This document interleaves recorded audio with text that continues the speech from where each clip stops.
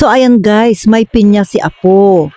Ating babalatan. Ayan, medyo mahirap magbalat ng ganito. Hindi tayo expert. O tignan mo, excited ang aking Apo.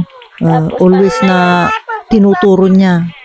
Tuturo na naman niya. Gusto niyang tikman. So yan, pagkatapos na mabalatan, syempre tanggalin na ang mga mata. Tinatawag natin na yung mga mata ng pinya. And then syempre, hugasan natin ng mineral water. Pero yung iba, linalagyan muna nila ng asin. So, purpuranda pa yung aglimot iti asin and then bugwanda iti mineral water. Pero pag sa market, pag nabalatan, slice ka agad. Ready to eat na yan. Ayan, so excited na ang aming Apo. Oh. Gusto na niyang tikman. Ayan, tanggalin na ang mga mata. Yan yung mga yan, ang tinatawag nating mga mata. O, tamo si baby, oh, excited. Tanggalin lahat para walang makain na siguro, ano yan, matigas, magaspang. Kaya dapat natanggalin. Mahirap magbalat guys. Nadudulas-dulas yung kamay ko dyan.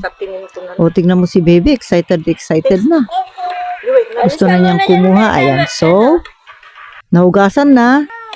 Slice na lang at pwede nang kainin. Yung iba kinakain nila yung nasa gitna, buko, sabi nila sa Ilocano. Matamis at masarap guys. Halina kayo, kain. Thank you for watching.